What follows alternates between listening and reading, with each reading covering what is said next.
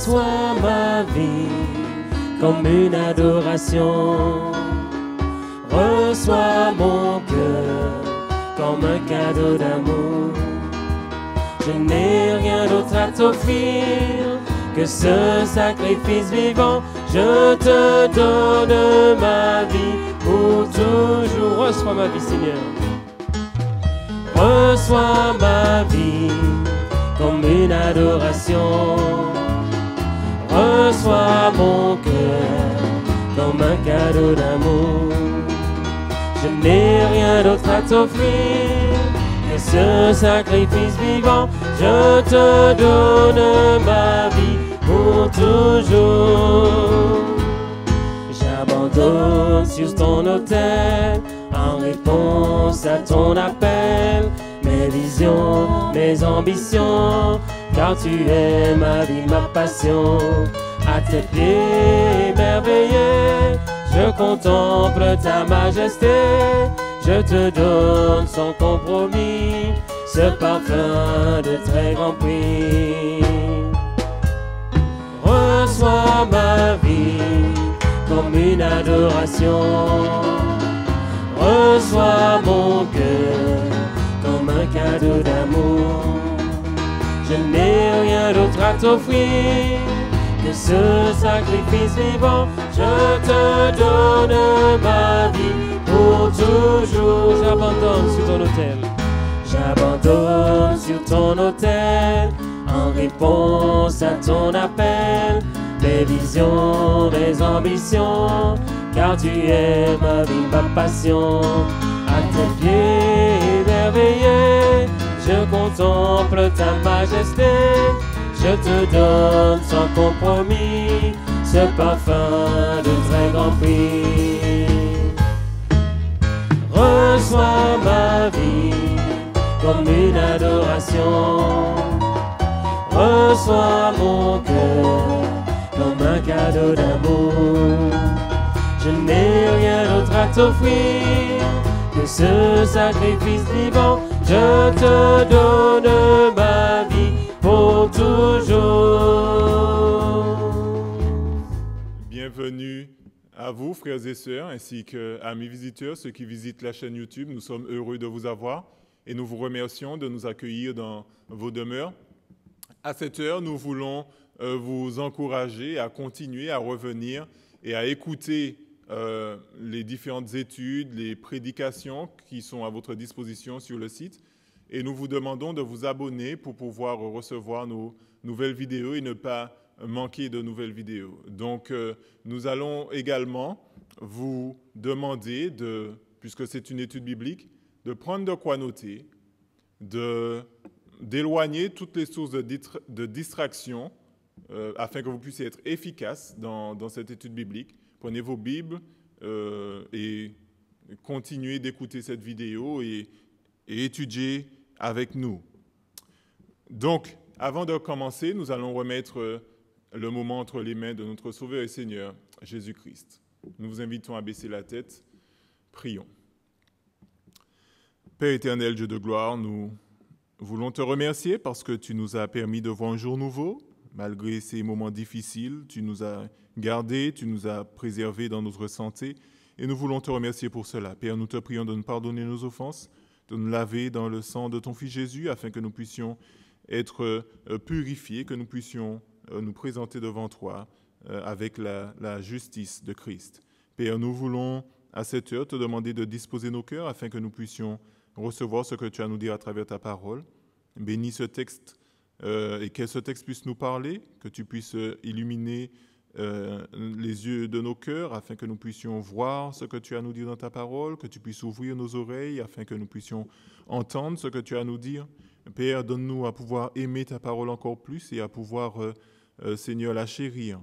Seigneur, aide-nous également à comprendre cette parole afin de pouvoir l'appliquer dans nos vies et être transformés par elle. Père, sois béni encore ce soir. Dispose-nous. Nous t'avons prié et demandé ces grâces dans le nom de ton Fils Jésus. Amen. Voilà, donc nous allons continuer notre étude biblique et je vais vous inviter à ouvrir vos Bibles avec moi dans l'évangile de Matthieu, le chapitre 11, et nous allons lire les versets 20 à 30. Matthieu chapitre 11 et les versets 20 à 30. Voici ce que dit la parole du Seigneur. Alors il se mit à faire des reproches aux villes dans lesquelles avaient eu lieu la plupart de ces miracles, parce qu'elles ne s'étaient pas repenties. Malheur à toi, Chorazin! Malheur à toi, Bethsaïda! Car si les miracles qui ont été faits au milieu de vous avaient été faits dans Tyr et dans Sidon, il y a longtemps qu'elles se seraient repenties en prenant le sac et la cendre. C'est pourquoi je vous dis au jour du jugement, Tyr et Sidon seront traités moins rigoureusement que vous. Et toi, Capernaum, seras-tu élevé jusqu'au ciel? Non, tu seras abaissé jusqu'au séjour des morts, car si les miracles qui ont été faits au milieu de toi avaient été faits dans Sodome, elles subsisteraient encore aujourd'hui. C'est pourquoi je vous le dis, au jour du jugement, le pays de Sodome sera traité moins rigoureusement que toi. En ce temps-là, Jésus prit la parole et dit, « Je te loue, Père, Seigneur du ciel et de la terre, de ce que tu as caché ces choses aux sages et aux intelligents, et de ce que tu les as révélées aux enfants. Oui, Père, je te loue de ce que tu l'as voulu ainsi. Toutes choses m'ont été données par mon Père, et personne ne connaît le Fils, si ce n'est le Père. Personne non plus ne connaît le Père, si ce n'est le Fils, celui à qui le Fils veut le révéler. Venez à moi, vous tous qui êtes fatigués et chargés, et je vous donnerai du repos. Prenez mon joug sur vous, et recevez mes instructions, car je suis doux et humble de cœur, et vous trouverez du repos pour vos âmes, car mon joug est doux et mon fardeau léger. Amen. Nous sommes donc dans l'évangile de Matthieu, au chapitre 11. Nous avions commencé la semaine dernière ces études dans Matthieu chapitre 11. Si vous voulez voir ces études, vous pouvez vous rendre sur la chaîne et regarder ces vidéos. Donc, pour vous remettre un peu dans le contexte de ce passage, il faut savoir que nous sommes après le deuxième grand discours de Jésus-Christ au chapitre 10, qui est un discours sur la mission. Et Jésus-Christ a invité ses disciples à aller proclamer le royaume de Dieu en Israël. Et dans Matthieu, les chapitre 11, les versets 2 à 19, le texte que nous avons lu la semaine dernière, Jésus est abordé par les disciples de Jean-Baptiste qui lui font une question et qui lui demandent, par rapport à la requête de Jean, « Est-ce que tu es celui qui devait venir ?» Et Jésus va répondre à ses disciples. Il va dire à ses disciples que, écoutez, il ne suffit pas simplement d'entendre, de croire ce que vous entendez, mais voyez également ce qui se passe. Et nous avons vu que Jésus-Christ a réalisé beaucoup de miracles. Il a guéri des malades, il a guéri la belle-mère de Pierre, il a ressuscité des morts, il a rendu la vue à des aveugles, il a chassé des démons, il a guéri des lépreux, il a guéri une femme qui avait une perte de sang depuis des années. Jésus-Christ a dit, ne croyez pas simplement ce que vous entendez, mais comparez également ce que je fais, ce que vous voyez avec les Écritures. Et alors, vous connaîtrez la réponse. En fait, Jésus-Christ était en train d'affirmer qu'il était bien celui qui devait venir. Et les disciples de Jean sont retournés dire à Jean qui était en prison, parce que Hérode Antipas l'avait fait arrêter à cause d'Hérodias, la femme de son frère. Donc Jean était en prison. Donc ses disciples sont retournés pour donner cette réponse à Jean. Et Jésus va continuer, après avoir démontré son identité, il va continuer à parler à la foule, alors que les disciples de Jean sont partis, pour dire à la foule que Jean était bien plus qu'un prophète. En fait, il était l'Élie qui devait venir, celui qui avait été annoncé par le prophète Malachie, dans Malachie 3 et 4, lorsque il a été dit que quand le Messie viendra, Élie va venir avant pour préparer la route de ce Messie. Et Jésus va faire l'éloge de Jean-Baptiste. Et Jésus va terminer cette section en démontrant le rejet des enfants d'Israël et des chefs religieux du ministère de Jean-Baptiste, mais aussi du ministère de Jésus-Christ qui est le Messie. Et ce soir, je vous propose de voir la suite du chapitre 11, où Jésus va récupérer le thème du rejet et il va prononcer un jugement sur ceux qui vont rejeter ces ministères, les villes qui vont rejeter le message du royaume de Dieu. Et il finira en louant Dieu le Père, en faisant un appel général à tous ceux qui sont accablés, qui sont oppressés par les soucis de la vie, le péché de manière générale, ainsi que les chefs religieux, les religions qui oppressent. Donc, le texte que nous avons lu ce soir peut être divisé en plusieurs sections. Et ces sections vont constituer le plan de notre étude en ce soir. Nous allons voir donc au verset 20 jusqu'au verset 24 la condamnation que Jésus envoie sur ceux qui rejettent le ministère de Christ et de Jean-Baptiste. Dans la deuxième section, nous allons voir que Jésus va remercier Dieu le Père pour tous ceux qui vont croire en son message, ceux qui vont croire que le message de Jésus-Christ est le seul message qui peut leur apporter le salut, mais aussi le vrai repos. Et pour terminer cette étude, nous allons conclure avec des applications qui vont nous aider à mettre en pratique ce texte que nous avons étudié. Commençons donc sans plus tarder. Matthieu nous fait savoir que Jésus a fini sa présentation de Jean-Baptiste ainsi que de sa propre personne dans les versets précédents et aussi que Jésus-Christ dénonce le rejet, le refus de se plier à la volonté de Dieu par les chefs religieux et ceux qui sont de manière générale exposés au ministère de Christ.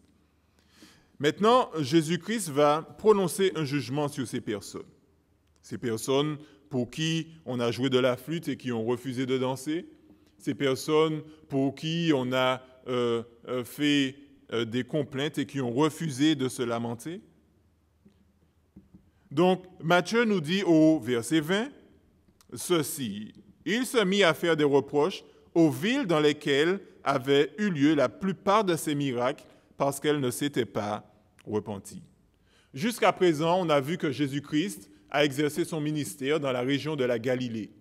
Et ces villes étaient témoins des merveilleux miracles que Jésus-Christ faisait.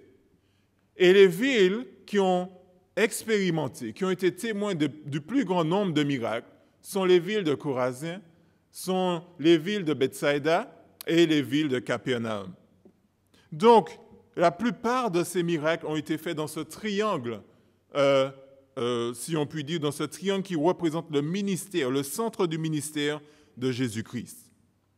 Donc, après que Matthieu ait listé ces trois villes qui représentent le lieu de Galilée où Jésus a accompli le plus grand nombre de miracles, il va dire ceci, il va rapporter ce que Jésus-Christ a dit de ces villes. Au verset 21 et au verset 23, il nous est dit ceci. Verset 21 dit « Malheur à toi, Chorazin, malheur à toi, Bethsaïda. » Et au verset 23, il nous est dit « Et toi, Capernaum, tu seras abaissé jusqu'au séjour des morts. » Ici, donc, nous avons des condamnations sur ces villes. Donc, il nous est important, en ce soir, de connaître un peu ces villes, de savoir ce qui se passait dans ces villes. Donc, nous voyons que Bethsaïda et Capernaum sont sous la malédiction de Jésus-Christ. Capernaum, qui est le lieu de résidence de Jésus-Christ, est également sous cette condamnation et est comparé à Sodome. Donc, il disait malheur à ces villes. Donc, la ville de Chorazin est une ville qui se trouve dans le nord de la mer de Galilée, au-dessus de Capernaum, par-dessus, un peu plus loin de Capernaum. Et cette ville est assez intéressante. Que savons-nous donc de cette ville? Chorazin, de même que Bethsaïda et Capernaum, représente ce que nous appelons le triangle du ministère de Jésus-Christ. Ce sont les cités dans lesquelles Jésus-Christ a accompli la plupart de son ministère et de ses enseignements. Chorazin se trouve à quelques kilomètres du nord de la mer de Galilée et directement au nord de la montagne des Béatitudes. Du temps de Jésus, les villages de Bethsaïda et de Capernaum pouvaient être vus du village. Le village de Chorazin était connu pour ses grains exceptionnels. Elle dépendait de ses produits pour son commerce dans la région. C'était aussi la maison de pêcheurs qui travaillaient sur la mer de Galilée. Chorazin n'a pas un ancien passé. Il apparaît que cette ville a été établie durant le 1er siècle, lorsque Jésus-Christ était là. Les pierres noires sont des structures qui ont été façonnées avec des pierres volcaniques de la région. Ce qui est notable au sujet de Chorazin ainsi que Bethsaïda et Capernaum, c'est que bien que Jésus ait accompli la plupart de son ministère et de ses miracles dans cette région, le peuple l'a rejeté. Jésus a spécialement maudit Chorazin lorsqu'il a dit « Malheur à toi, Chorazin, malheur à toi, Bethsaïda ».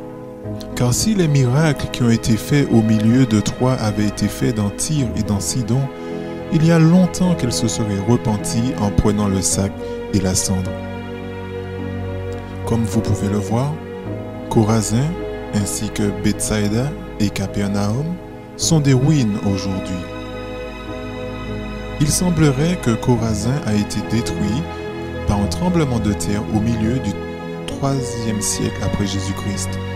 Aujourd'hui, Chorazin est un site archéologique, un site qui permet aux visiteurs de marcher là où Jésus-Christ a marché et de voir la beauté de la Galilée, ou bien encore de contempler d'une manière dont les locaux ont manqué le message de Christ, ou bien de contempler ce lieu avec des paroles qui ont changé la vie des hommes. Maintenant, Bethsaïda est aussi une ville qui se trouve au nord-est de la mer de Galilée. Donc, nous devons également avoir certaines informations sur cette ville. Que savons-nous donc de cette ville? Et cette courte vidéo va nous éclairer.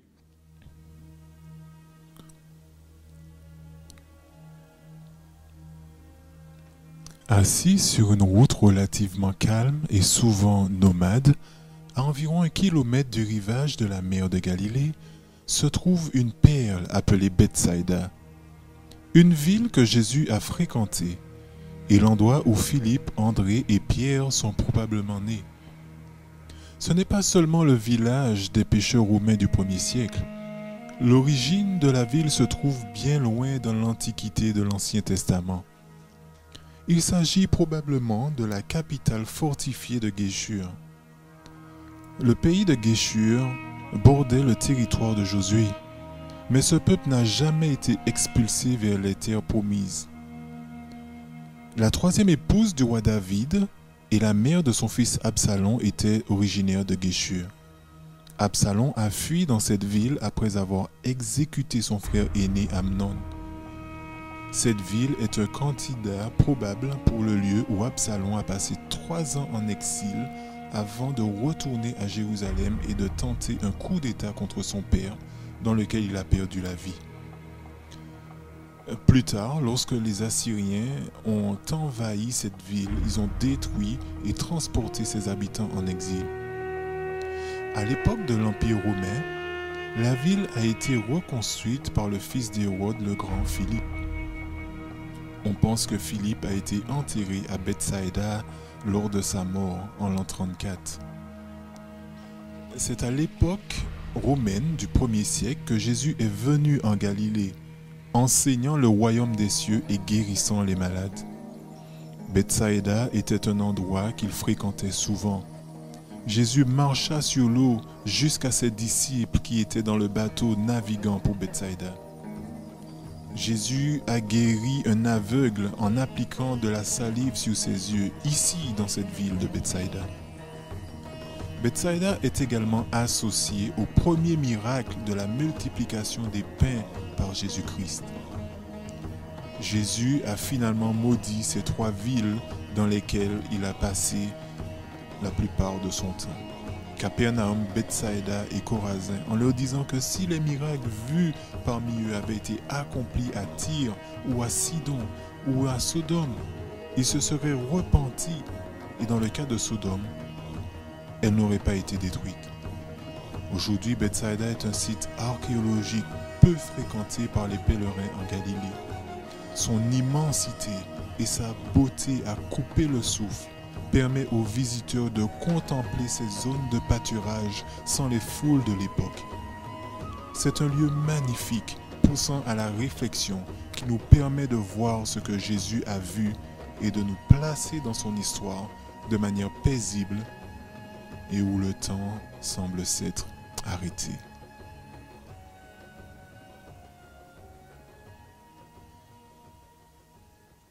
Alors il faut savoir que ces villes ne sont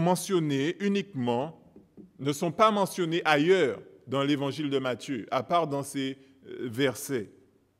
Donc, Chorazin et Bethsaïda ne sont pas cités dans Matthieu, mais les autres évangiles vont témoigner d'elles. Par exemple, dans Marc, chapitre 8, au verset 22, où il est dit « Ils se rendirent à Bethsaïda et on amena vers Jésus un aveugle qu'on le pria de toucher. » Dans Luc 9, verset 10, par exemple, il nous est dit aussi que les apôtres, étant de retour, racontèrent à Jésus tout ce qu'ils avaient fait. Il les prit avec lui et se retira à l'écart du côté de la ville appelée Bethsaïda.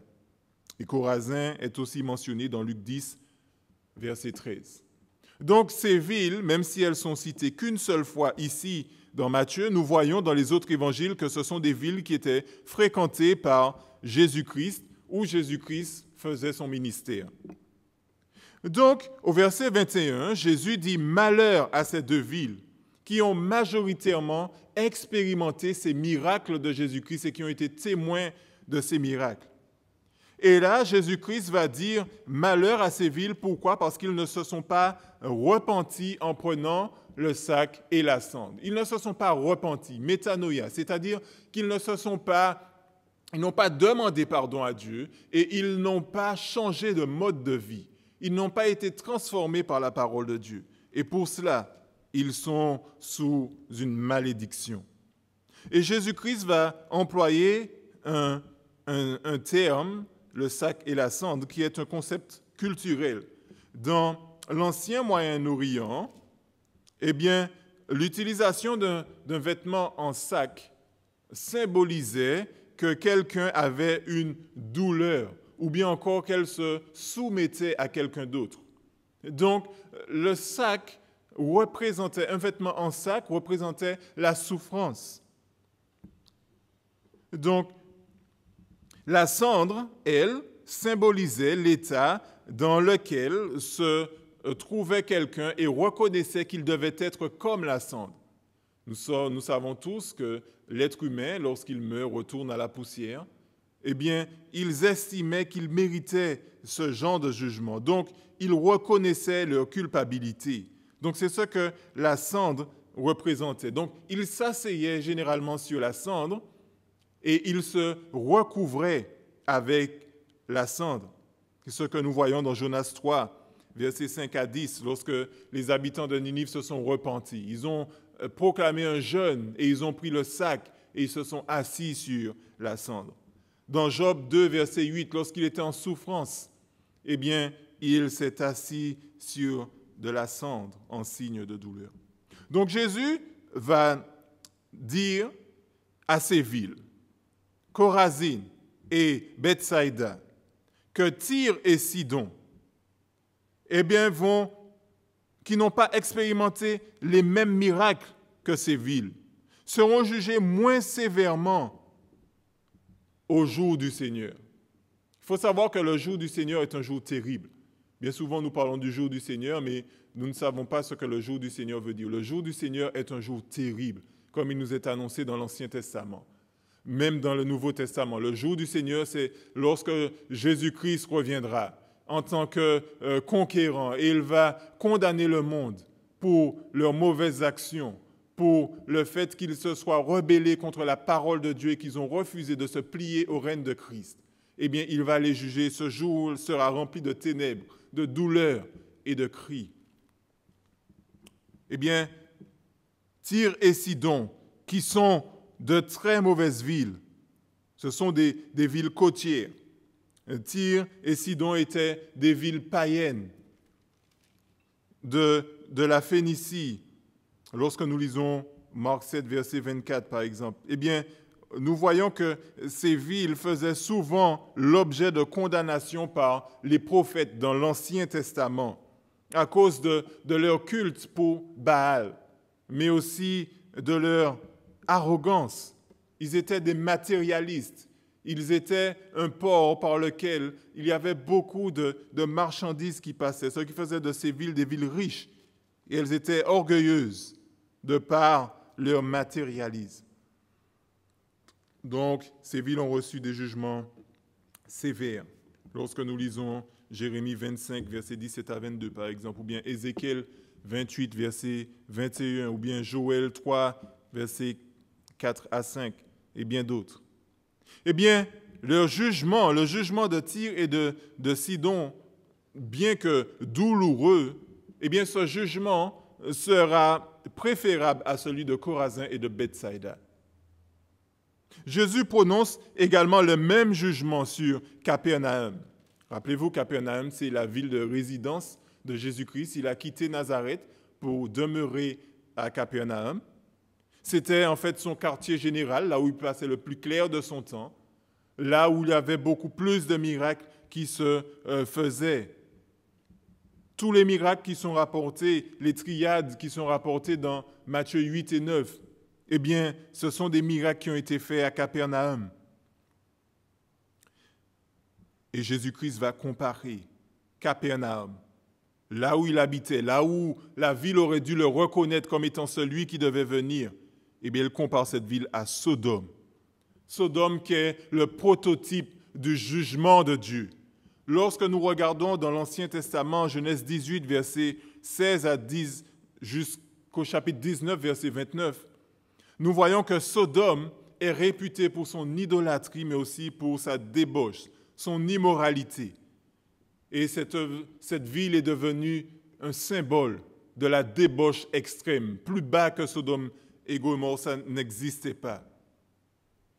En tout cas, les deux avertissements qui ont été prononcés sur ces villes de Chorazin, de Bethsaïda et de Capernaum, eh bien, fonctionnent comme des avertissements pour tous ceux qui ont rejeté Jésus-Christ, tous ceux qui ont rejeté les appels de Jean-Baptiste, tous ceux qui aujourd'hui rejettent encore la parole de Dieu. Eh bien, c'est un avertissement pour vous dire de faire attention qu'au jour du jugement, vous serez traités sévèrement.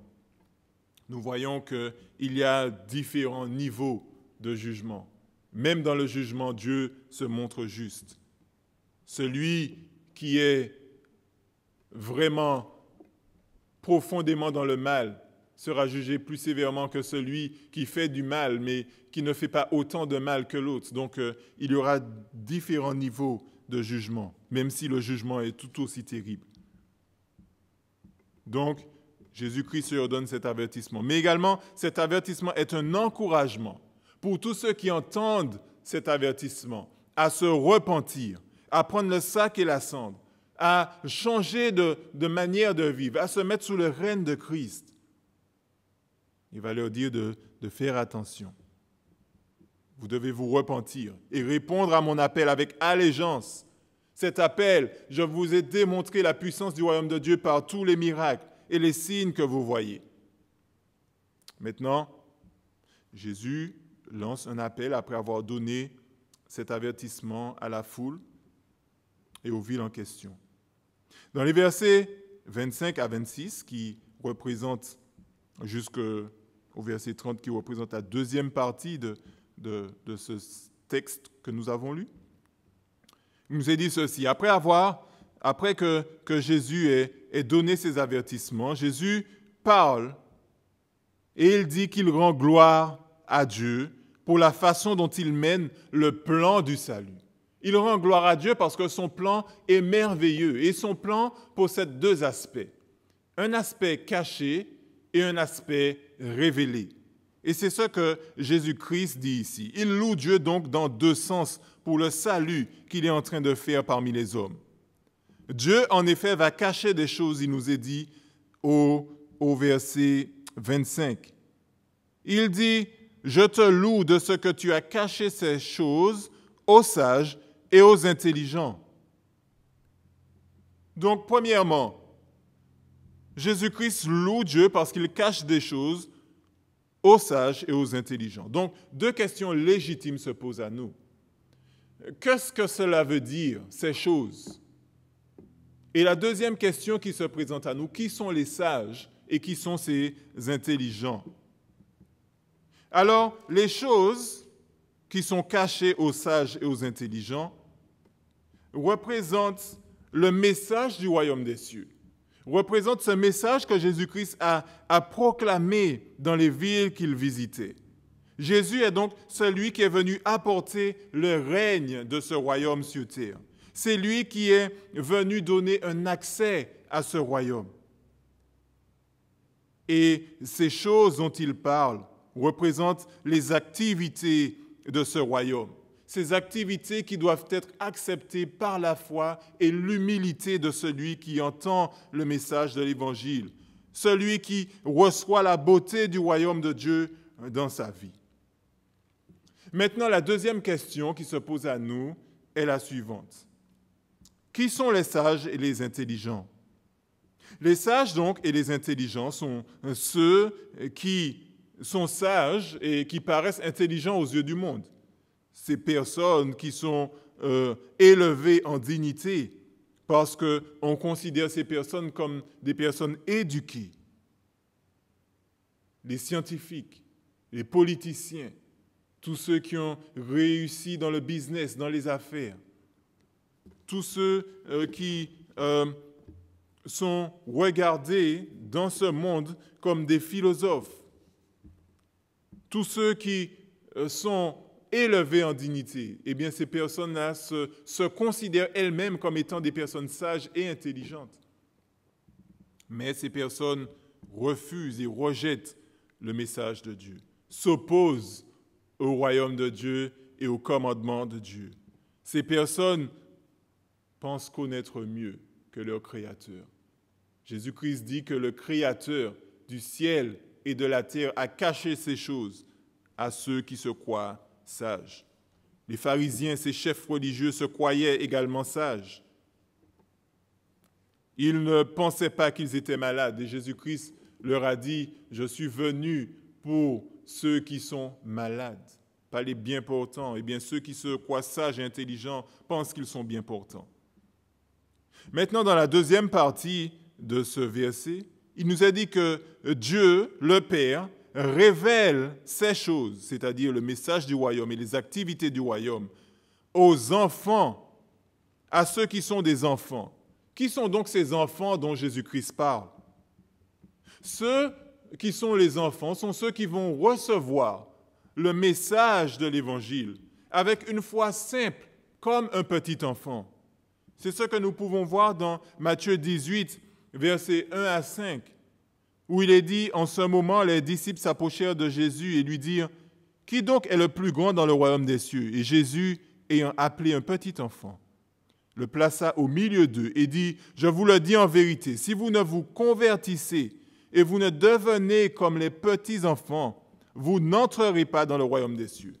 C'est pourquoi quiconque se rendra humble comme ce petit enfant sera plus grand dans le royaume des cieux. Et quiconque reçoit en mon nom un petit enfant comme celui-ci me reçoit moi-même. » Les enfants donc, dont Jésus-Christ parle ici sont ceux qui sont humbles de cœur, qu'ils reconnaissent qu'ils sont dépendants de Dieu. Ils ont une dépendance à Dieu pour toutes les choses de la vie. Toutes les parties de leur vie sont soumises à la volonté de Dieu. Leur dépendance, ils sont dépendants de Dieu. Et tout comme ces petits-enfants. Jésus-Christ a pris l'exemple de ces petits-enfants. Pourquoi? Parce que les petits-enfants sont dépendants de leurs parents pour leurs besoins vitaux, mais aussi pour les besoins nécessaires, comme les habits. Ils sont dépendants, les nourrissons sont dépendants de leurs parents pour leur survie. Donc tous ceux qui sont comme les petits-enfants, eh bien, sont ceux que Jésus-Christ qualifie des enfants. Ces choses sont révélées aux enfants. Et au verset 27, Jésus-Christ montre son étroite relation dans le sein de la Trinité avec Dieu le Père. Lui seul connaît le Père. Lui seul peut révéler le Père. Si nous voulons voir le Père, nous devons regarder à Christ. Si nous voulons voir la plénitude de Dieu, nous devons regarder à Christ. Christ qui est bien plus qu'un simple homme, mais il est Dieu également depuis l'éternité au sein de cette Trinité. Et dans les versets 28 à 30, nous voyons que Jésus-Christ invite tous ceux qui sont fatigués à venir à lui. Bien sûr, Jésus-Christ n'est pas en train de parler de fatigue physique. Si vous êtes fatigué, vous n'avez qu'à vous reposer, avoir une bonne nuit de sommeil et vous serez revigoré. Non, la fatigue dont Jésus-Christ parle ici, c'est la fatigue qui est liée au péché. Cette fatigue spirituelle qui s'empare de tous les hommes. La charge dont Christ parle, dans le contexte immédiat dans lequel Jésus-Christ se trouve, bien sûr qu'il parle de l'opposition des chefs religieux et de ces villes, eh bien, l'opposition des chefs religieux, c'est le légalisme que les pharisiens, que les scribes mettaient sur le dos du peuple. Lorsque nous voyons ce que les pharisiens ont fait, cette loi qu'ils ont développée, que Jésus-Christ a contredit dans Matthieu 5, cette loi qu'ils ont développée était devenue pénible pour les enfants de Dieu. Ils n'arrivaient pas à respecter ces lois. Pourquoi? Parce que la relation avec Dieu n'a jamais été faite pour être guidée par une liste, mais plutôt par un amour sincère envers Dieu. Et Jésus-Christ va dire que ce fardeau que les pharisiens mettent sur le dos du peuple, eh bien, eux-mêmes, ils ne portent pas ce fardeau. C'est ça qui est dit dans Matthieu 23, verset 4. En parlant des pharisiens, il leur dit « Malheur à vous » et il dit que vous liez des fardeaux pesants en les mettant sur les épaules des hommes, mais vous ne voulez même pas les remuer du doigt. Jésus parle du joug, de ce joug qui est un concept culturel, qui est un morceau de bois qui liait deux animaux entre eux et qui leur permettait d'avancer, de tirer et de ne pas tirer dans deux sens opposés, mais d'aller dans la même direction, de tirer et de travailler dans la même direction. Donc, lorsque Jésus-Christ parle de ce joug, eh bien, ce joug était tellement lourd sur le dos des enfants de Dieu qu'ils avaient du mal à avancer. Eh bien, Jésus va prendre le symbole du joug, qui dans le judaïsme était une métaphore pour parler de la loi qui était développée autour de la parole de Dieu. Donc, les pharisiens avaient alourdi la loi de Dieu et Jésus dénonce ces choses. Mais dans une application beaucoup plus large, nous voyons que Jésus va donner à tous ceux qu'il appelle du repos. Mais il parle du repos, il dit, pour vos âmes. Donc, de manière plus générale, Jésus-Christ est en train de leur dire que vous qui recherchez du repos pour le pardon de vos péchés, si vous êtes culpabilisés par le péché, sachez que je peux vous donner du repos. Si vous culpabilisez à cause du légalisme qui se trouve dans les religions et que vous n'arrivez pas à suivre ces lois qui sont dans les religions, eh bien, sachez que je peux vous donner du repos. Jésus signale que lui seul peut donner le vrai repos et il invite tout le monde à venir à lui. Donc, il démontre que le repos ne peut pas être obtenu par le respect de listes de lois. Non, le repos est obtenu en venant à Jésus-Christ. Donc son invitation est un encouragement à lui faire confiance personnellement, pas seulement à croire qu'il y a eu un Jésus historique sur terre, pas simplement à croire que Jésus a réellement existé en des faits historiques à son sujet, non. Il demande qu'on lui fasse confiance personnellement pour notre salut et la vie éternelle qui est à venir. Et bien plus que ça, il nous incite à avoir une relation avec lui en obéissant à ses commandements. Lorsque Jésus a invité ces personnes, il dit « Venez à moi ». Pourquoi? Parce que je suis humble de cœur et je suis doux. Jésus-Christ démontre son amour. Jésus-Christ nous aime. Et lorsque nous venons sous le règne de Christ, nous allons recevoir un amour certain. Le joug de Jésus-Christ n'est pas dur, n'est pas lourd, pesant. Pourquoi? Parce que Jésus-Christ nous aime. Et parce qu'il nous aime, il va nous aider à porter ce fardeau. Non seulement il va nous aider à porter ce fardeau, mais parce qu'il nous aime, il va nous donner des soins particuliers. Il va prendre soin de nous de manière agréable. Et Jésus-Christ va leur dire que mon joug est doux et mon fardeau léger.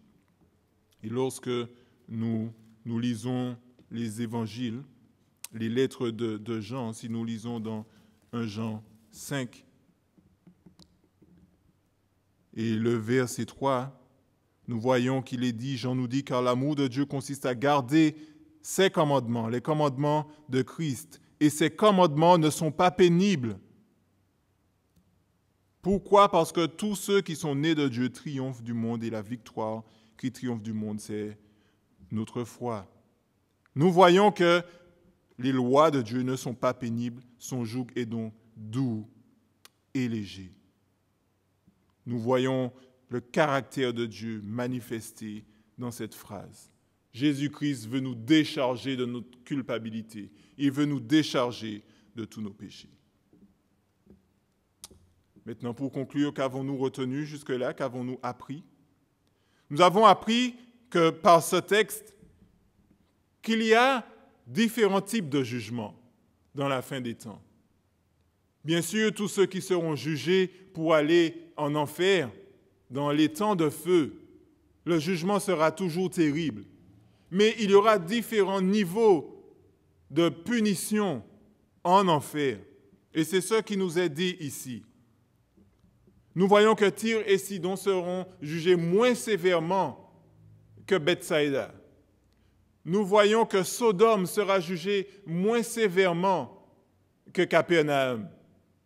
Pourquoi? Parce que si Sodome avait expérimenté tous les miracles de Christ, il se serait repenti. Nous voyons là l'omniscience de Jésus-Christ qui n'est pas non seulement une omniscience dans le futur, mais une omniscience de ce qui aurait pu se passer. Jésus-Christ savait que si ces miracles avaient été faits, eh bien, Sodome se serait repenti. Donc Jésus-Christ est en train de donner un appel à tous ceux qui entendent la parole de Dieu, tous ceux qui sont exposés aux miracles de Dieu.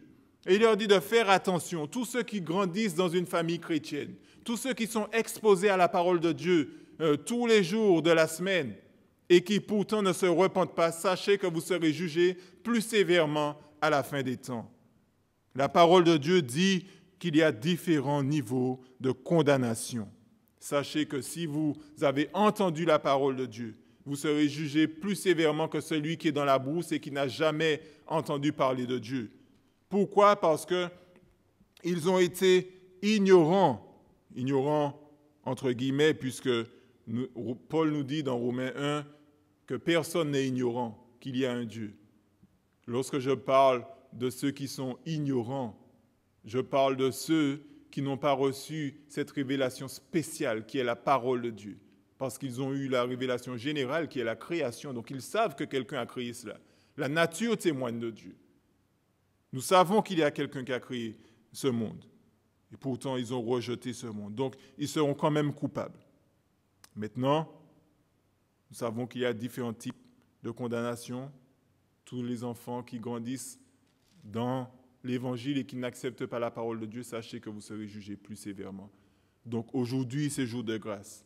Le Seigneur vous encourage à venir à lui et à vous repentir. Maintenant, il faut savoir que Jésus-Christ est celui qui vous appelle, qui vous aime et qui vous donne du repos. Il vous donne du repos. Lorsque vous témoignez de tous ces miracles, sachez que Jésus-Christ seul peut vous donner du repos. Vous allez me dire, oui, mais je n'ai jamais vu un mort ressusciter, ni un aveugle retrouver la vue de nos jours. Donc, de quel miracle Jésus-Christ parle? Je n'ai pas expérimenté de miracle, donc comment je peux croire que Jésus-Christ est réellement celui qui devait venir? Eh bien, sachez que vous témoignez, vous êtes des témoins de la grâce de Jésus-Christ et des miracles de Christ tous les jours que Dieu fait. Lorsque vous rencontrez un chrétien qui était dans le péché, qui est passé des ténèbres à la lumière, qui a changé son mode de vie, qui mentait et qui aujourd'hui ne ment plus, qui volait et qui aujourd'hui ne vole plus et qui travaille pour gagner son pain. Lorsque nous voyons ceux qui sont passés des ténèbres à la lumière, de la mort à la vie spirituelle, eh bien c'est un merveilleux miracle de Dieu. Donc vous êtes témoin que celui qui était un homme mauvais avant et qui est maintenant devenu un homme de bien, c'est un miracle.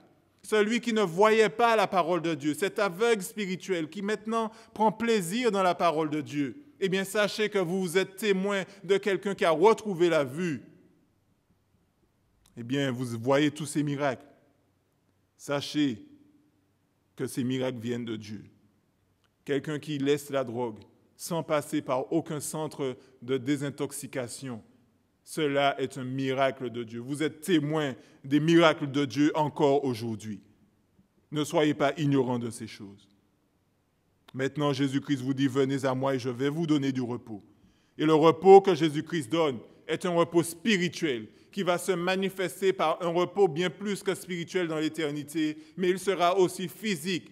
Il n'y aura plus le poids du péché, il n'y aura plus le poids de notre culpabilité, il n'y aura plus le poids de la religiosité, il n'y aura plus le poids du légalisme. Sachez que la religion ne vous sauve pas. Sachez que le fait de dire que je crois en Dieu de manière intellectuelle ne va pas vous sauver. Ce qui va vous sauver, c'est d'avoir cette relation intime avec Jésus-Christ. Si vous venez à Christ et que vous vous pliez au règne de Christ, c'est alors que vous serez sauvés. Tous ceux qui vivent leur vie spirituelle de manière hypocrite, sachez que cela ne vous mènera à rien. Cela va vous fatiguer. Parfois, nous sommes fatigués de nous battre contre le péché. Eh bien, sachez que le repos est en Christ. Si vous êtes fatigué, si vous menez une double vie, par exemple, vous avez plusieurs femmes à l'extérieur, c'est une peine de pouvoir cacher cela. C'est une peine, il ne faut pas qu'on voit votre téléphone. Il faut rentrer d'une manière anodine à la maison. Il faut cacher ses actions. Il faut cacher ses transactions monétaires, puisqu'il ne faut pas que la femme voie qu'on a donné de l'argent à une autre femme. Cela est pénible. Si nous mentons constamment, nous devons nous rappeler de nos histoires, faire un effort violent pour nous rappeler de nos histoires, pour ne pas nous contredire. Ce sont des choses qui sont pénibles et nous sommes rongés par la culpabilité. La culpabilité peut accabler quelqu'un. L'âme de quelqu'un peut être dégradée par sa culpabilité. Eh bien, sachez que Jésus-Christ est capable de vous donner du repos. Et il dit que lui seul est capable de vous donner du repos. Que le repos ne peut être obtenu par des bonnes œuvres ou bien des bonnes pratiques. Venez à moi, vous tous qui êtes fatigués et chargés, et je vais vous donner du repos. Si vous entendez la voix de Christ aujourd'hui, allez à lui, jetez-vous à ses pieds, repentez-vous, prenez le sac et la cendre, une manière rhétorique de parler. Prenez le sac et la cendre, repentez-vous, montrez que vous êtes dépendant de Dieu. Dites-lui, invitez-le dans votre vie et soumettez-vous à son règne, alors vous serez sauvés. Jésus est le seul qui donne du repos à l'âme. Que le Seigneur nous aide à comprendre ces choses en ce soir. Amen. Prions. Père éternel, nous voulons te remercier parce que tu nous as donné Jésus-Christ, qui a manifesté le royaume de Dieu à nos yeux, qui nous a révélé le Père, qui nous a révélé son royaume et son règne, et qui nous a révélé ces merveilleuses choses, qui nous donne le repos. Merci Seigneur parce que tu nous as appelés à toi, et alors nous avons trouvé du repos. Même si la vie parfois peut être pesante, même si le péché parfois essaie de nous accabler, mais nous sommes en paix, nous sommes reposés. Pourquoi? Parce que nous avons la paix du cœur en Jésus-Christ. Merci Seigneur, parce que tu nous as donné ce don si merveilleux. Sois avec nous en ce soir. Aide-nous à comprendre ces choses. Et ceux qui ne te connaissent pas, que tu puisses révéler ces choses à leur cœur. Qu'ils ne puissent pas se prendre pour des hommes sages ou bien intelligents. Celui qui est réellement intelligent, c'est celui qui prend conscience de l'éternité et qui donne sa vie à Dieu et qui se soumet au règne de Dieu. Père, fais grâce à tous ceux qui ne te connaissent pas, Père, sois avec nous ce soir. Nous t'avons prié et demandé ces bénédictions dans le nom de ton Fils Jésus. Amen. Voilà, notre réunion est terminée. Je vous dis à vendredi soir pour notre réunion de prière. Et rejoignez-moi sur le live si vous avez des questions à me poser en rapport avec cette étude. Vous pourrez alors me les poser. Je vous dis à bientôt. Que le Seigneur vous bénisse et qu'il vous garde. Amen.